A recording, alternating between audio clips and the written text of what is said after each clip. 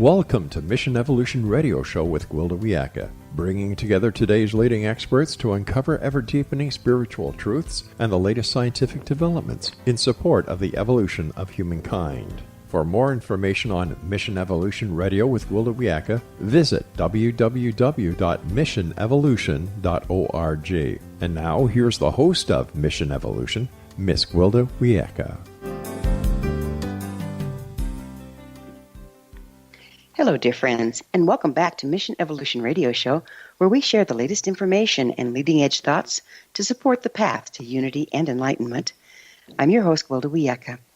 This hour we'll be exploring evolving beyond violence. If the age of Aquarius is supposed to bring love, unity, and enlightenment, why aren't we feeling the love? Why are we experiencing such an increase of conflict? According to Einstein, reality is created by frequency. The transition from one astrological age to another, which we're experiencing at this time, involves a shift in frequency patterning. When changing from one frequency or expression to another, there's a period of chaos as the old system dissolves, freeing the constituent parts to form the new. During this time, old rules no longer apply, and the new ones have yet to manifest. One of many markers of a world in transition is an increase in fear and violence. Entering into an age of love, unity, and enlightenment is all well and good, but we still have to get there from here, and apparently the only way out is through. What do we do in the meantime? How can we mitigate the chaos? Is there a way to alleviate the violence? With us this episode to examine our options is Michael Nagler, Professor Emeritus of Classics and Comparative Literature at UC Berkeley, where he founded the Peace and Conflict Studies program. Founder and president of the Metta Center for Nonviolence, author of Spiritual Crisis, the Nonviolence Handbook, and the award-winning Search for a Nonviolent Future. His writings have appeared in other venues such as the Wall Street Journal, and he's spoken and written about nonviolence, meditation, and world peace for more than 30 years at campuses, public venues. Along with other awards, he received an international award promoting Gandhian values outside of India. His website, mettacenter.org.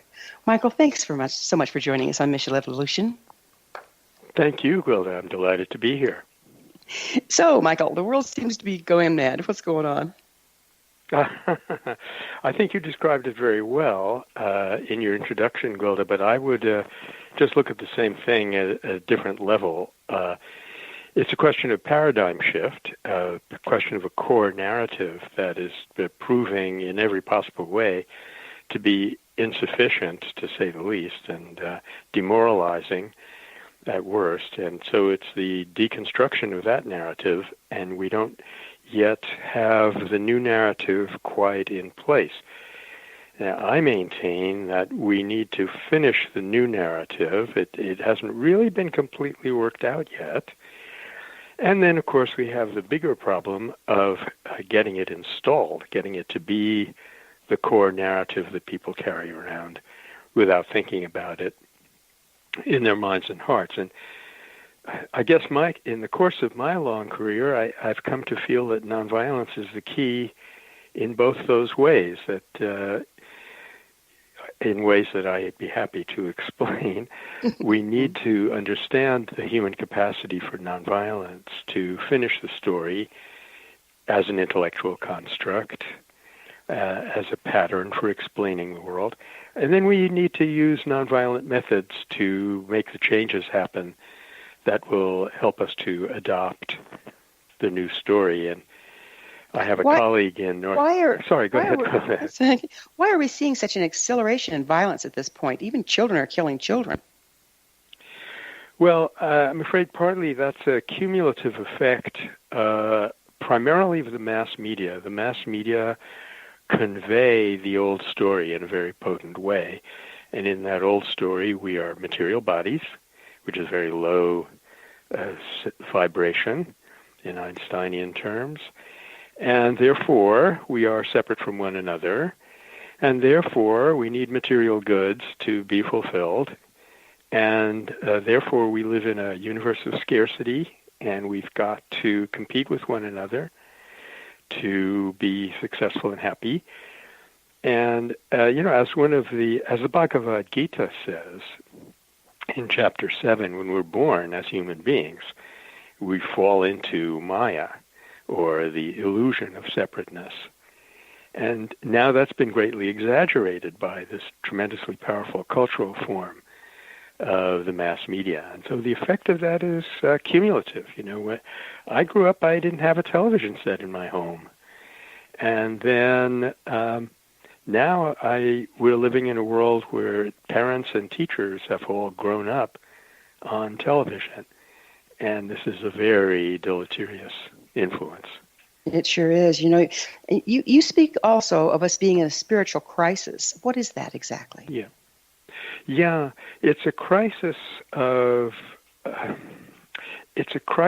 values, and it's a crisis of attention, and a crisis of where we're going to put our tremendous capacity to desire.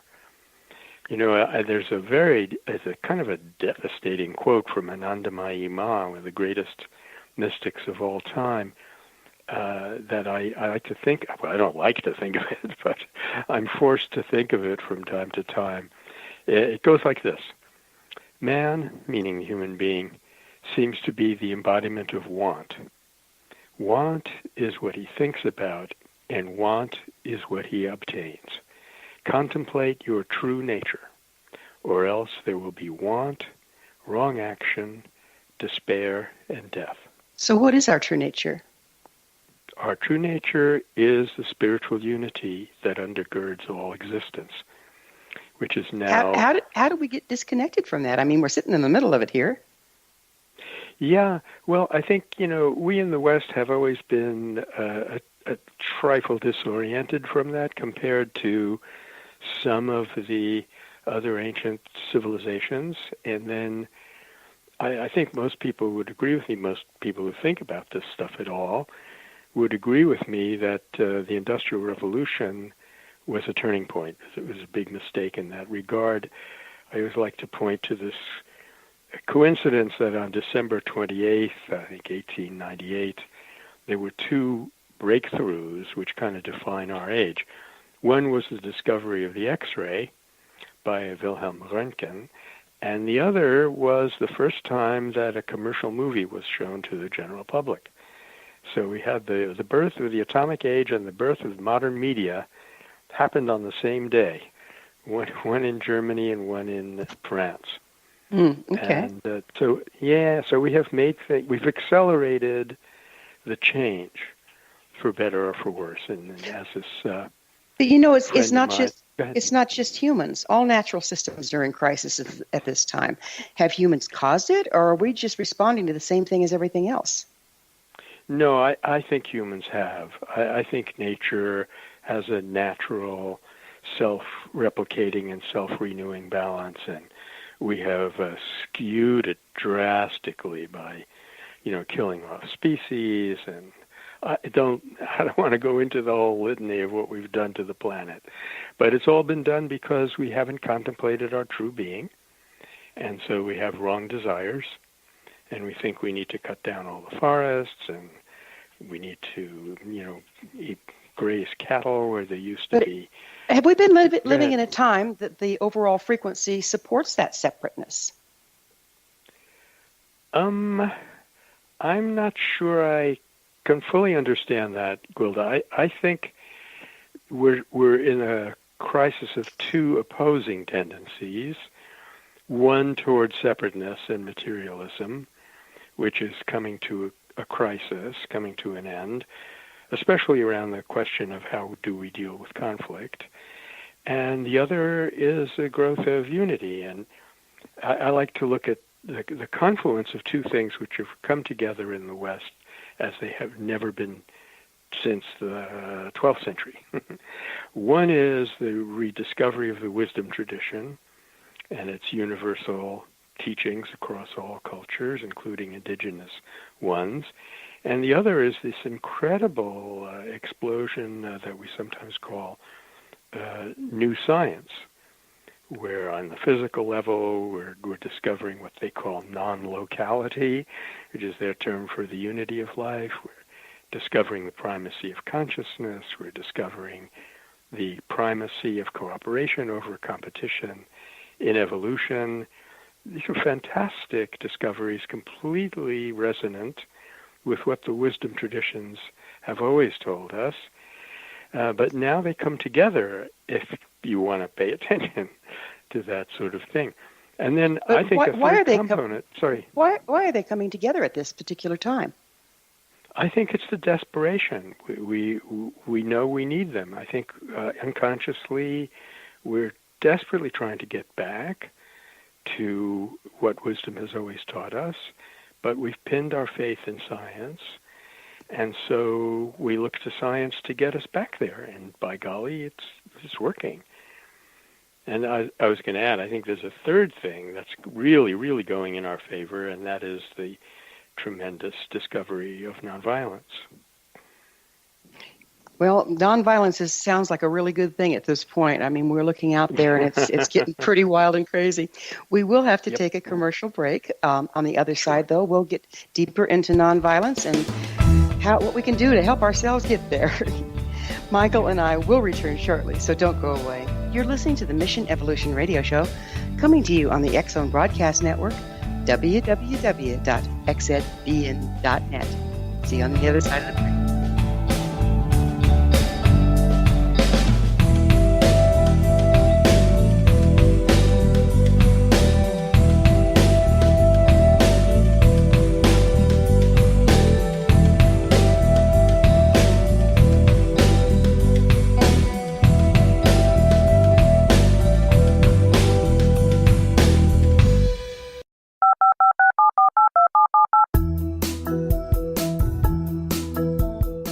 Did you know that when you're on the road with limited data or Wi-Fi, you can still listen to the X-Zone Radio Show with Rob McConnell, The Science of Magic with Gwilda Wiyaka, X-1, Dimension X, Space Patrol, and every minute of the X-Zone Broadcast Network by calling 213-401-0080, courtesy of Audio Now.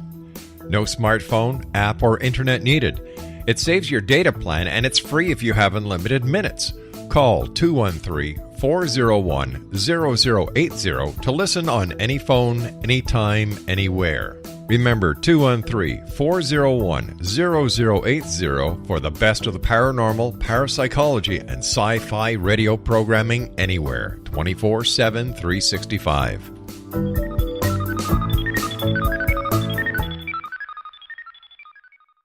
You have heard of the X-Zone? Now watch it on Simul TV.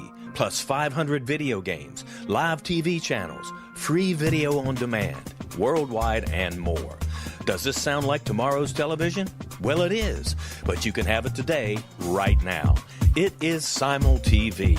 Simul TV offers what the others only wish they could provide. 15 exclusive channels like X-Zone, sci-fi, and horror. We are worldwide. No other provider offers that. 500 built-in video games. No need to have an extra expensive system. We have them included. Free video on demand. Live streaming events from around the world. Interactive online network, and much more. Tomorrow's TV today. Simul TV. Sound too good to be true? Well, it's not. You can have Simul TV today. Sign up at simultv.com. Do it today.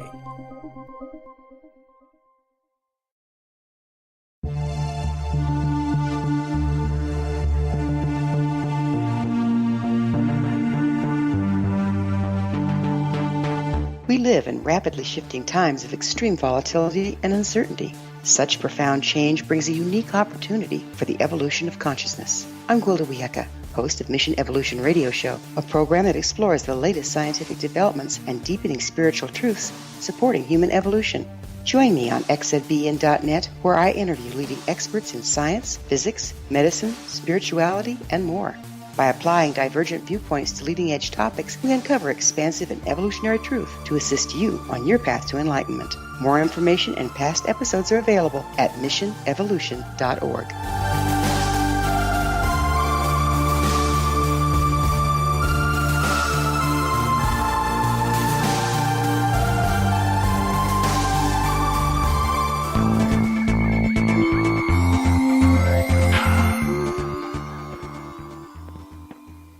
Welcome back. This is the Mission Evolution Radio Show, dedicated to unification and evolution of consciousness. To stay abreast of all the wonderful information and tools we have to offer, visit our website, missionevolution.org. I'm your host, Gwilda Wiyaka. Our guest this hour is Michael Nagler. His website, mettacenter.org. Michael, how did you get involved or interested in nonviolence? Yeah, that's a very good question, Golda. Well, I guess partly I just was kind of a naturally anti-violent person. I think being the smallest kid in my public school had something to do with it. But I owe a lot, I think, to both my parents in this regard. And then in 1966, I met Sri Eknath Easwaran, who has been ever since then my meditation teacher, my guru. He knew Gandhi. He had met Gandhi and was, though he wasn't political himself, Easwaran, he was deeply, deeply influenced by Gandhi. And through his eyes, I began to see that Gandhi was, on the one hand, a much greater figure than I had thought. But on the other hand, he was much less inaccessible than I had thought. You know, you could do things, you could follow disciplines which would get you a little bit of his consciousness. And so then at that point, I was looking for a way to make more practical sense out of my teaching career at Berkeley, and I started the Peace and Conflict Studies program and really delved into the study of nonviolence. Then a critical moment for me was the Tiananmen massacre in 1989, because we who were in the field knew that the students who were protesting in Tiananmen Square were making some huge tactical mistakes that were very dangerous. And yet, at that point in time, we couldn't reach them. There was no internet. So we had to stand by and watch the massacre happen, which was really heartbreaking. Mm-hmm. I was a teacher after all. I was working with people of that age group all day long. So that has basically become the defining mission of the Metta Center, which is to help people practice nonviolence more safely and more effectively. So I've dedicated my life to that. Mm-hmm. And thank you for it. And it's amazing how many ancient myths, legends, and schools of thought and prophecies point to this particular time as one of great change. What is the source of that change? Well, I think it's pretty much what we were saying before, Gwilda. We're coming to the end of a paradigm, if you will, or an old story, or whatever you want to call it. It's crumbling on every side. And so people are desperate for change. I have a colleague who says the only question is whether this change is going to be gentle or catastrophic. And that question is going to be decided by how vividly and persuasively we can develop the new paradigm. How were the ancients able to predict this change? You know, it's pretty accurate. I honestly don't know that. I remember we heard from a shaman recently in Berkeley. He was a Aleut, I think, from Alaska, and that was in the 2012 era. Everyone's very excited about that, and he said, we aren't that accurate. So, I honestly don't know. It's a miracle, and I stand in awe. But I guess if I had to make a guess as to how they can do that, I think people can sometimes, when they get their mind under some control and some reasonably still, they can see through the mind into deeper currents of reality. For example, in ancient India, sages were able to determine the age of the universe pretty accurately without any instruments. We have, the Mayan calendar. The only way the Mayan calendar is as accurate as it is because it's built upon the cycles and within cycles of where we are in the universe. Now, in the galaxy. Mm-hmm. How on earth did the Mayans, without even so much as a telescope, figure that out? Yeah. Well, I like to think that it may not have been what we generally think of as the mind, but a deeper current of intuition that only becomes accessible to us when the mind, as we know it, quietens down. I mean, isn't that what meditation is all about?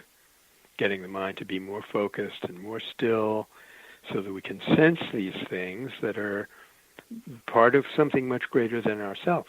And yet everything we're exposed to demands that the mind stay on deck and figure things out, from our educational system to media, etc.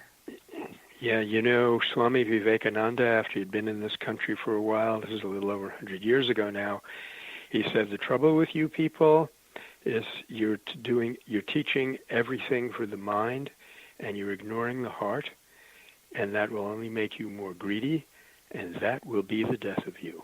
Mm-hmm. Sorry to say no truer that, words, huh? Yeah. We would appear to be in a storm between two worlds or realities, or as some indigenous people call it, stories. How do we find our way through this storm? I think we cling to the new story. We jump into it with full faith. And when I say faith, I don't mean blind faith. I mean we take it on as a hypothesis.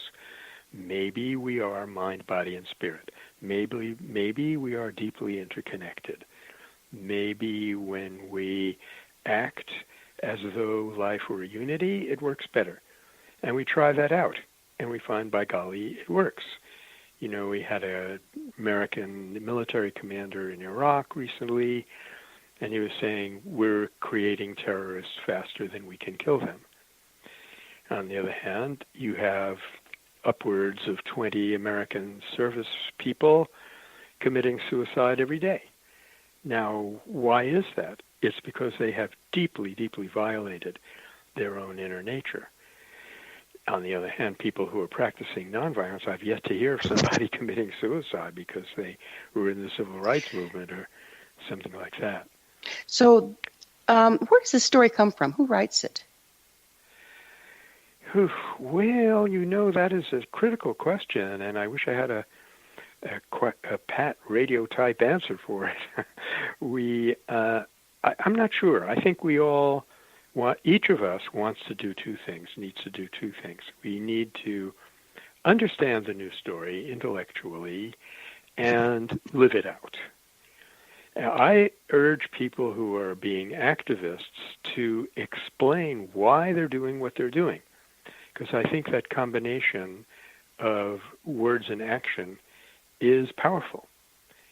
So you often have people who say, right now in my town, in Petaluma, there's been a huge demonstration for animal rights.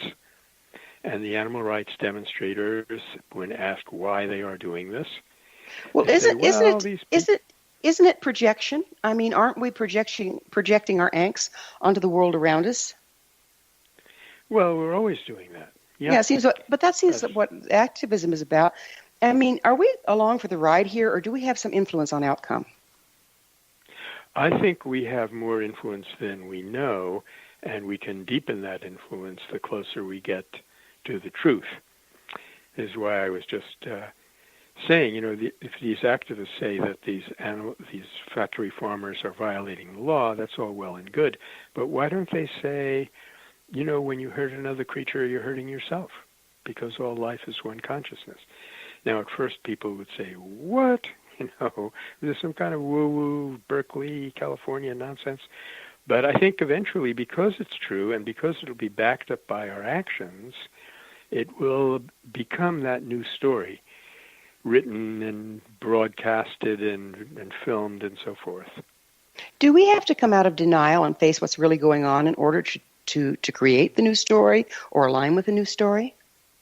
Partly, yes, I would say, Gwilda. I think there is a tendency for people to, quote, come out of denial and cling to the negative and then get kind of sucked into it.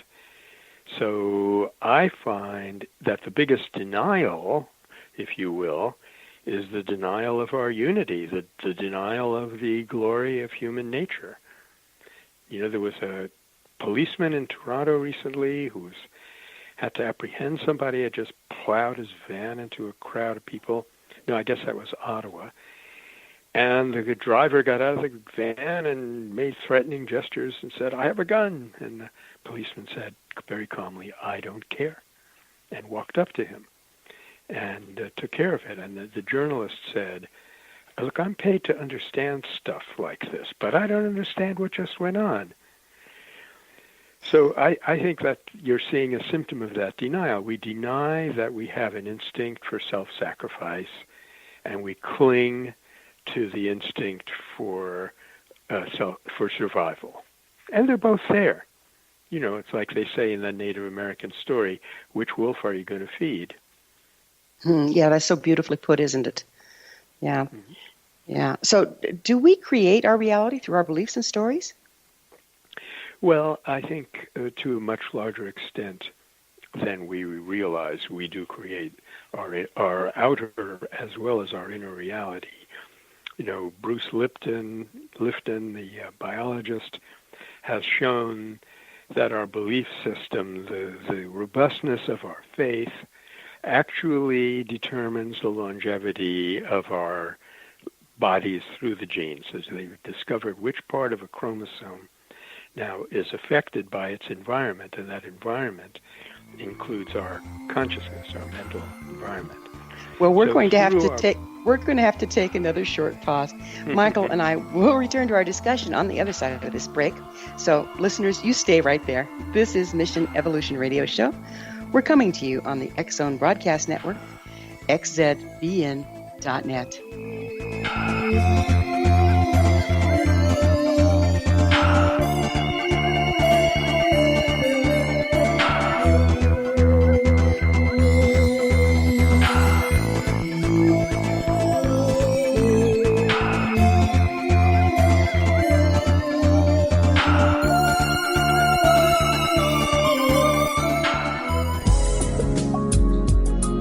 Broadcast studios in Hamilton, Ontario, Canada, to the world and beyond. You're watching the X-Zone Broadcast Network, www.xzbn.net.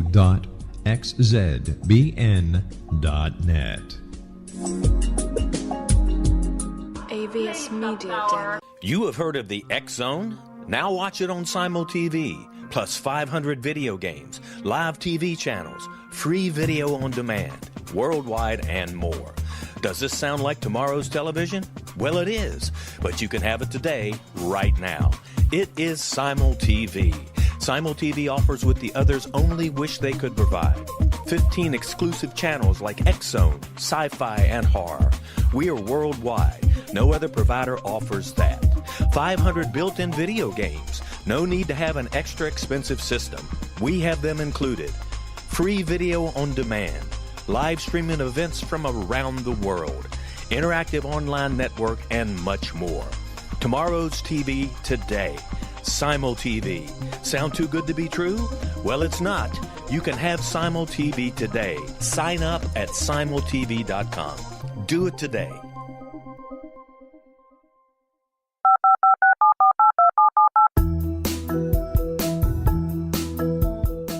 Did you know that when you're on the road with limited data or Wi-Fi, you can still listen to the X-Zone Radio Show with Rob McConnell, The Science of Magic with Gwilda Wiyaka, X-1, Dimension X, Space Patrol, and every minute of the X-Zone Broadcast Network by calling 213-401-0080, courtesy of Audio Now. No smartphone, app, or internet needed. It saves your data plan, and it's free if you have unlimited minutes. Call 213-401-0080 to listen on any phone, anytime, anywhere. Remember 213-401-0080 for the best of the paranormal, parapsychology, and sci-fi radio programming anywhere, 24/7, 365.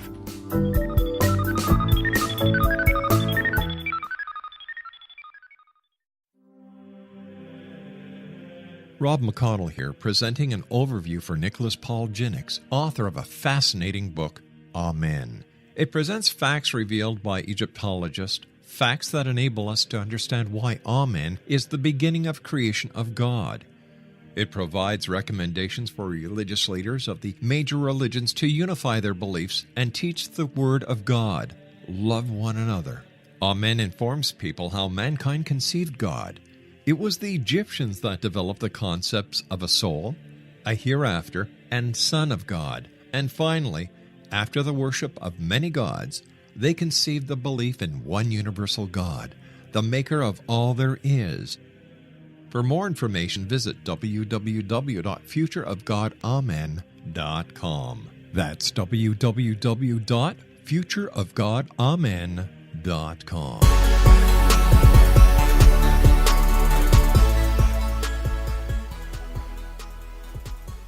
Welcome back. This is the Mission Evolution Radio Show, bringing leading-edge information supporting the path to enlightenment. Don't miss all the wonderful things we have to offer on our website, including a blog, and that would be at missionevolution.org. I'm your host, Gwilda Wiyaka, and we're speaking with Michael Nagler, his website, mettacenter.org.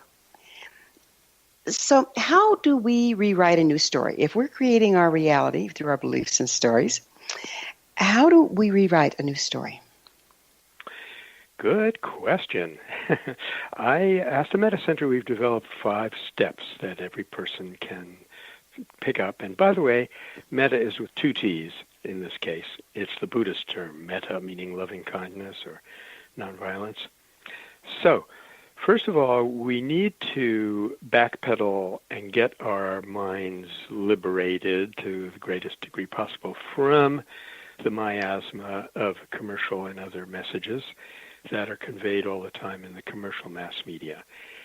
Then, when we've cleared up a little bit of that space, the next thing we recommend is that people learn about nonviolence, so learn everything you can about it. There's a history, a theory, a way to practice it, and that's tremendous amount of information has been generated in the last, even in the last 5 years, it's accelerating. And of course, you can attend to alternative media like Mission Evolution Radio or our program Nonviolence Radio that comes out of KWMR in California and is on our website. And thirdly, take up a spiritual practice if you don't already have one.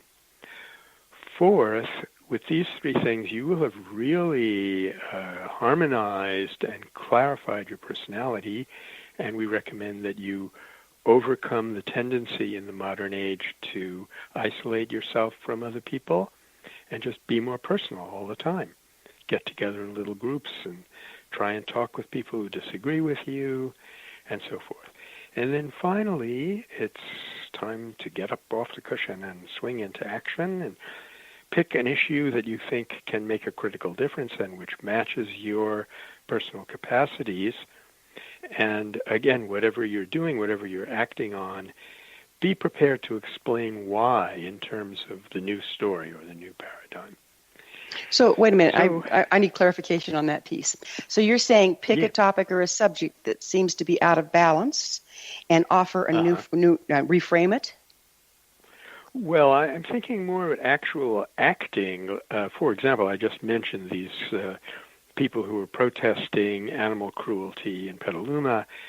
All the way across the world, you have people who are trying to sail into Gaza. So do you think we have to be activists to rewrite a new story, to write a new story? Well, I think let me put it this way, Gwilda. I think there has to be activists. I'm not sure every one of us has to do it in quite the same confrontational manner. I think that's an individual question. But we should support those who do.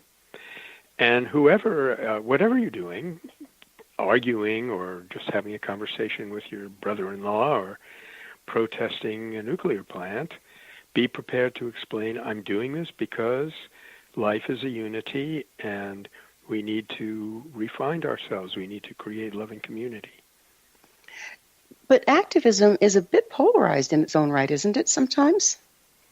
It's a bit polarizing. You know, Gandhi said that he had lanced the boil, so to speak. He was releasing pent-up energies. It wasn't, the polarization was there, but it was built into the system. It's what we call structural violence. And Martin Luther King said exactly the same thing. People accused him of raising up this anger, and he said, we did not create outbursts of anger, and I think this is one of the most important things he ever said, we expressed anger under discipline for maximum effect. So we all have anger inside of us. Some of it is caused by injustice.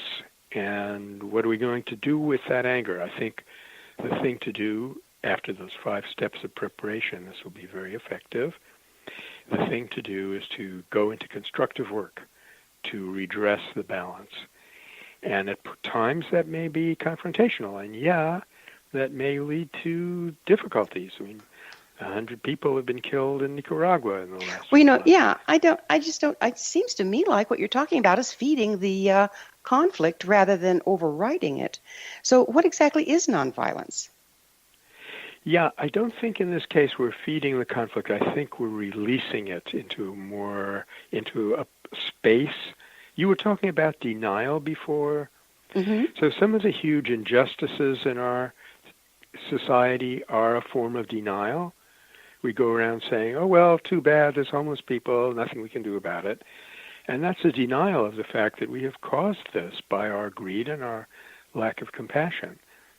So nonviolence is, first and foremost, that power I was just describing in the individual, which comes from converting anger or fear into a constructive power.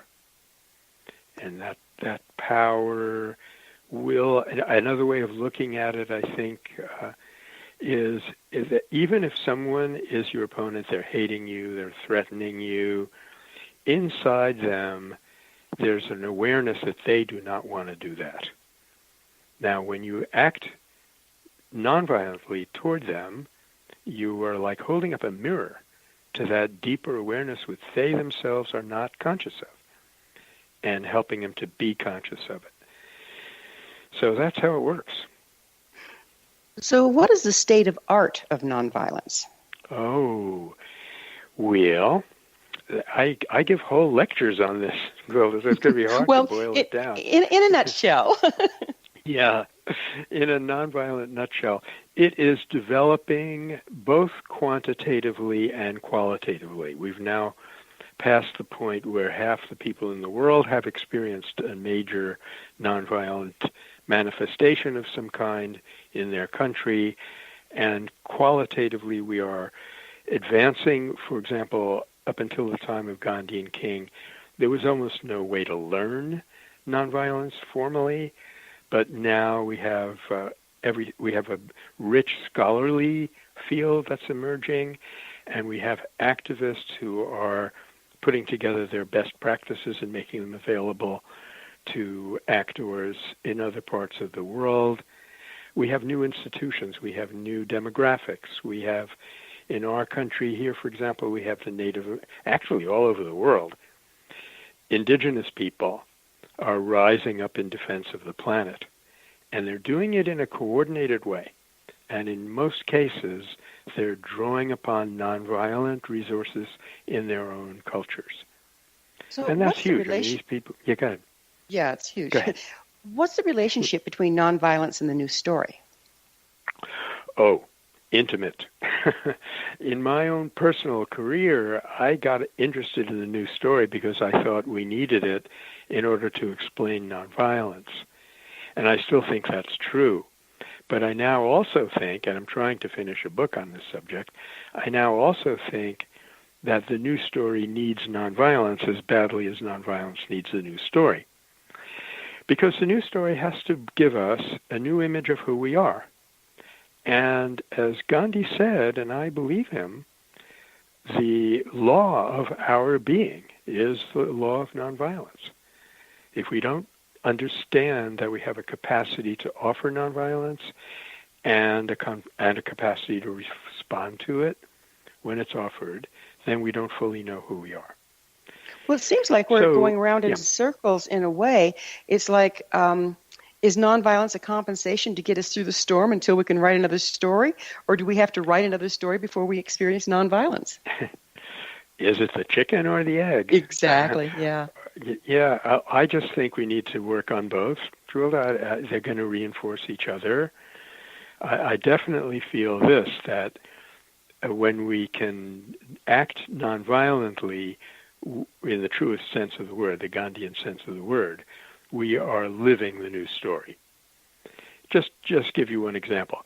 In the Salt Satyagraha, the climax of the freedom struggle in India in spring of 1930, Gandhi knew perfectly well that he might be arrested. He knew perfectly well that the 75 followers coming with him from the ashram would be arrested, that all the nonviolent leaders would be arrested. So he explained to everyone, and I'm talking hundreds of millions of people, you're going to be your own leader when we're gone. Now, partly that was a wonderful strategic move, but partly he was evoking people's sense of agency, their sense of responsibility. And one of the big lies about the prevailing story is that we're helpless, we're determined by our genes or neurotransmitters or something, and it's just, a motion of random particles in the universe. And the new story is, whoa, no, that is not true. We are, as the Buddha said, all that we are is the result of what we have thought. We control our thoughts, we control our destiny. So that awakening the agency, the sense of responsibility, and the capacities of the individual who is participating, and even the individual who is opposing you, is a way in which nonviolent practice, truly nonviolent practice, actually embodies the new story. And it helps to be able to explain that consciously. So it sounds like you're speaking about, in order to truly embrace a new story, we have to come out of victimhood and take responsibility for creating the old one in the first place. Absolutely. Yeah, I studied in We're going to have to pick up on that. We're going to have to pick up on that concept and on the other side of yet another quick break. Michael and I will be back shortly, so don't leave us now. This is the Mission Evolution Radio Show on the X-Zone Broadcast Network, www.xzbn.net.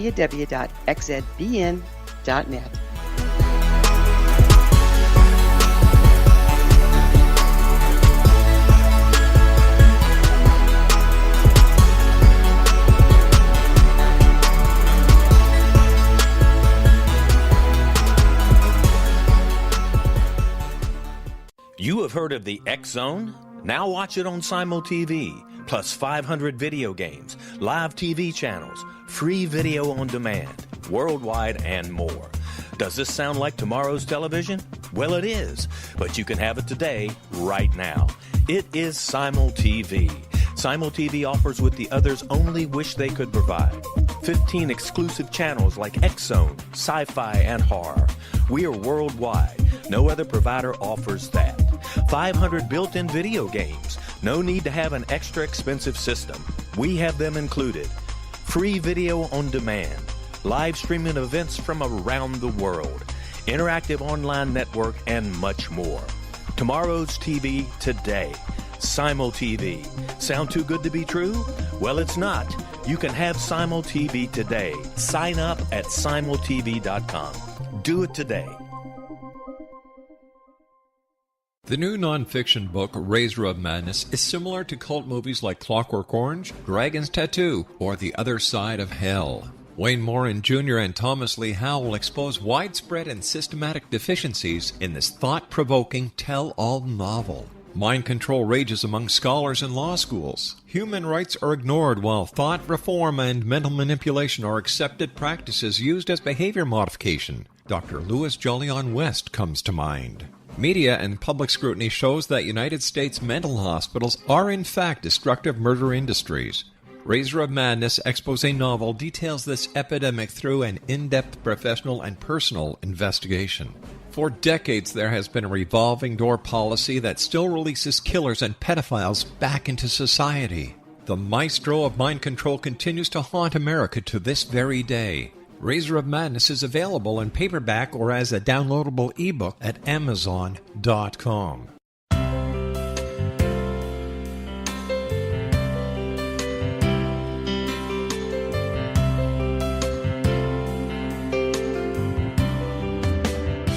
The concept of a new age has been around since the late 19th century, yet much of its original meaning has been lost. What exactly is the new age?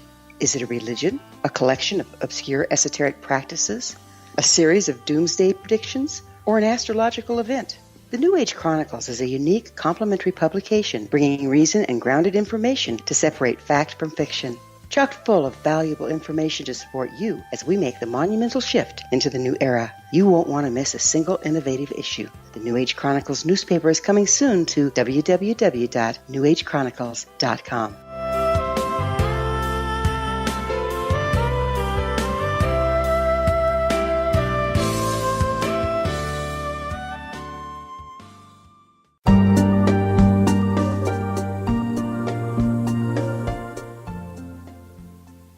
Welcome back. This is the Mission Evolution Radio Show, bringing together gifted people of service to the world.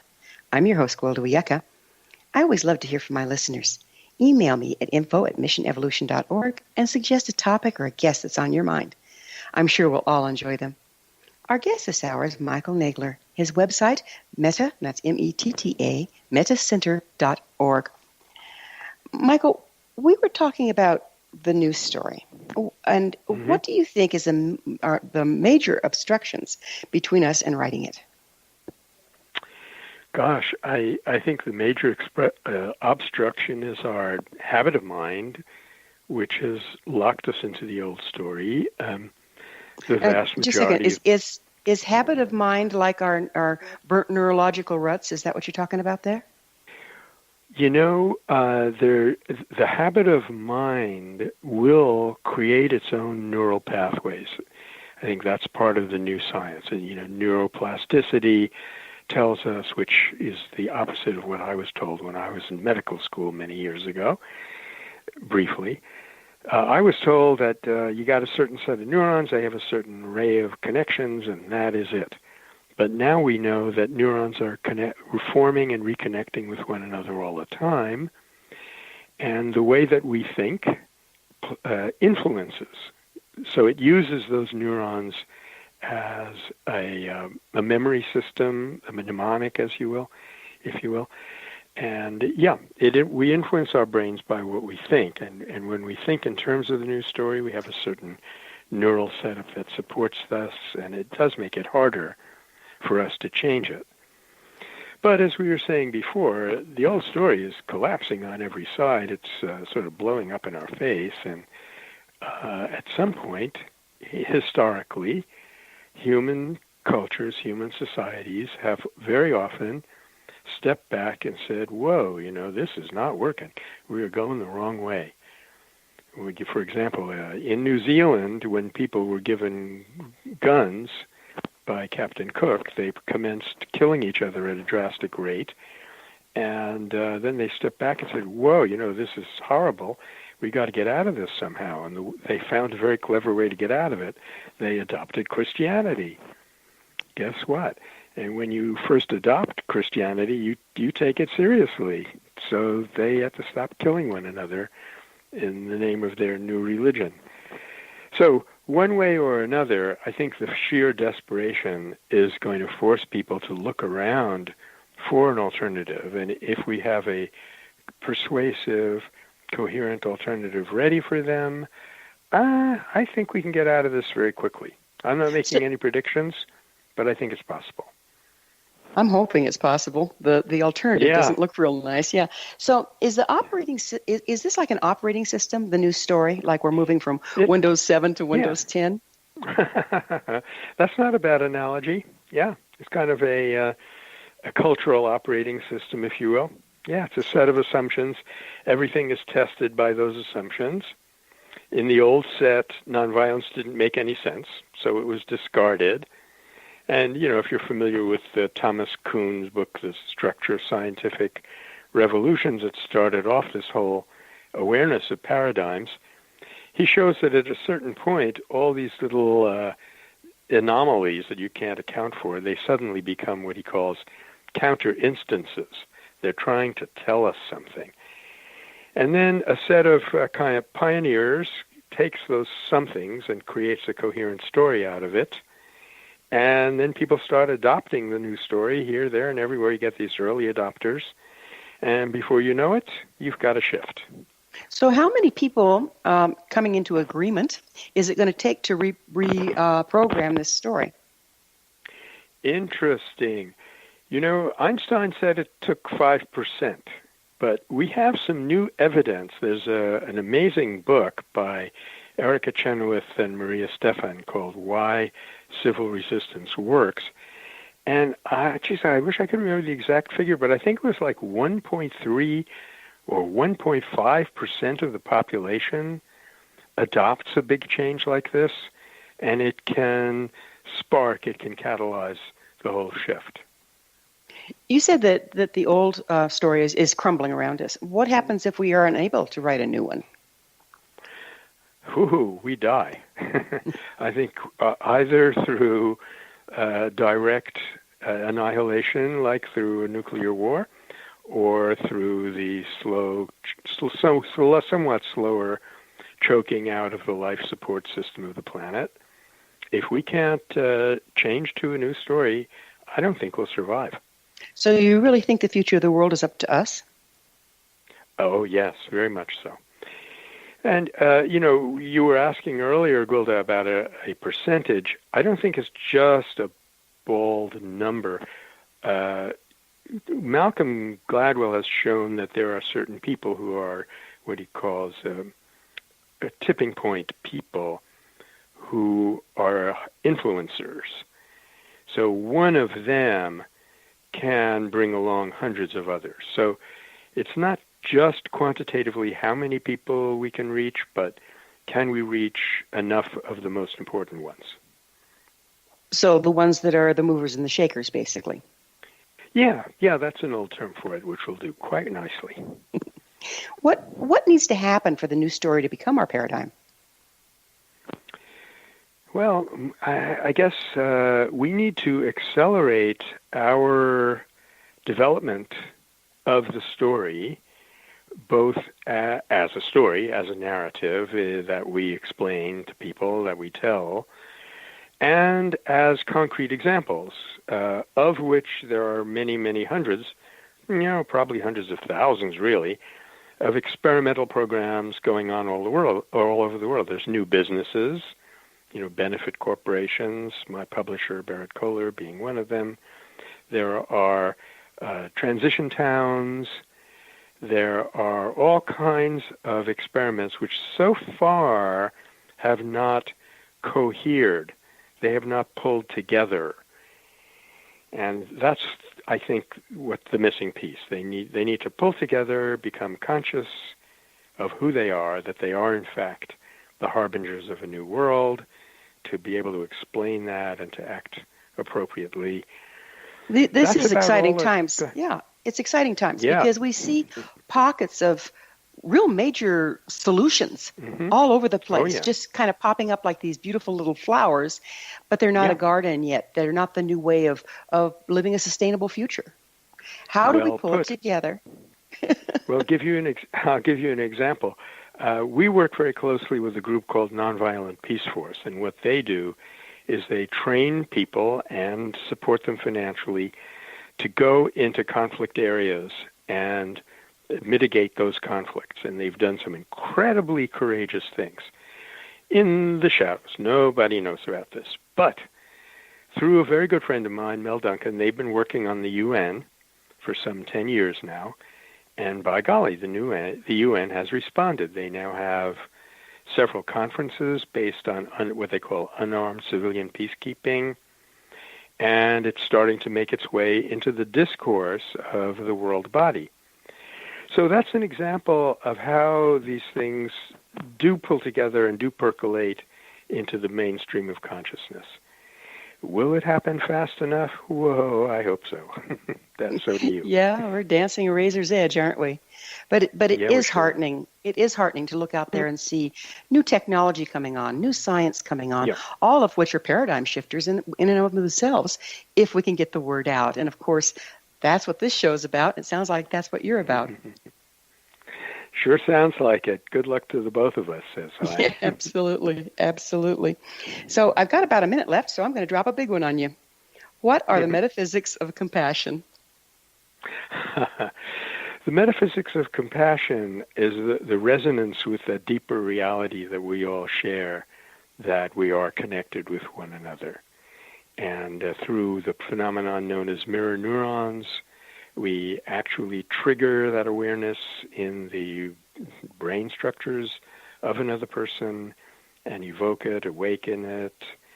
And that's about the closest we can get, I think, to understanding how that works nowadays. There's subtle energy, and that impacts even our neural structures. And so just as we can influence one another through anger, but that's short-lived, we can influence one another through compassion, and that has a deeper change.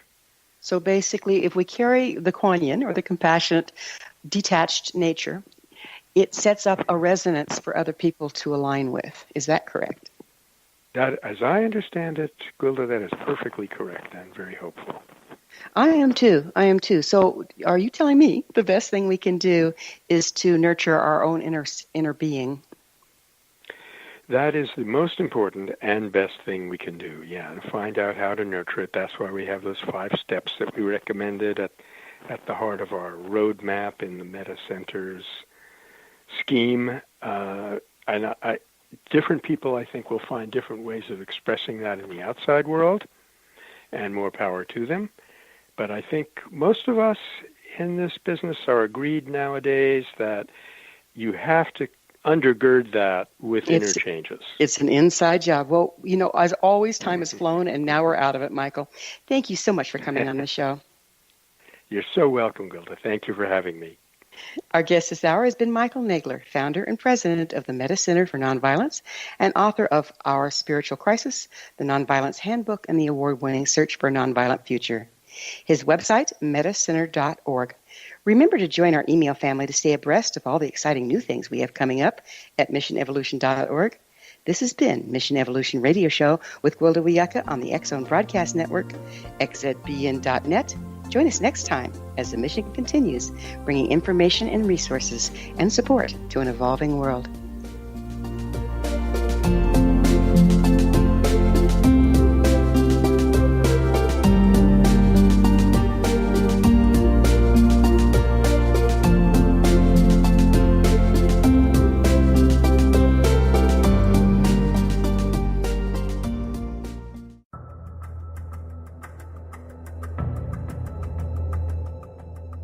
Modern Esoteric, Beyond Our Senses by Brad Olson, consummates the lifeology story about where humanity originates.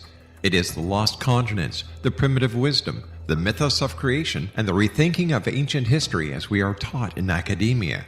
There is much more to the story than what we have been told.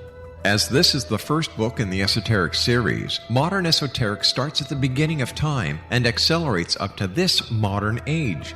Future Esoteric is book 2 in the series and takes a forward-looking position ahead of today with an open and honest examination of the ET issue and various unexplained phenomena. To discover the writings of author Brad Olson, visit www.bradolson.com. That's www.bradolson.com.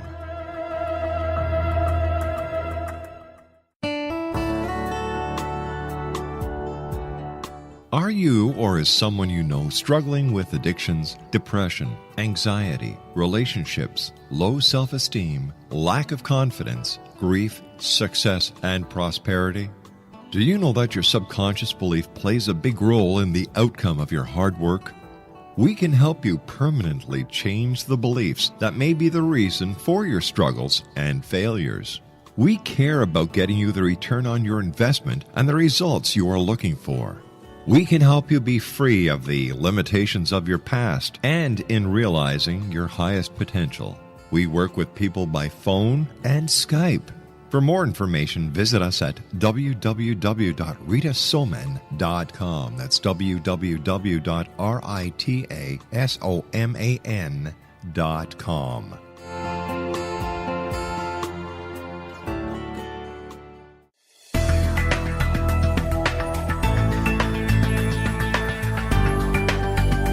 Do you think you have energy problems in your home? Do you feel better when you're away than when you're home? Joey Korn is a global leader in the world of dowsing who specializes in personal energy clearing and space clearing. He can help you create an ideal energy environment in your home no matter where you live in the world. Learn about his remote spiritual house cleaning services and much more at www.dowsers.com. You can get Joey's book, Dowsing, A Path to Enlightenment, as well as other dowsing books and tools, Kabbalah books, and Walter Russell books. Joey's work is really amazing. Go to dowsers.com right now. That's DOWSERS.com or call 1-877-DOWSING. That's 1-877-369-7464.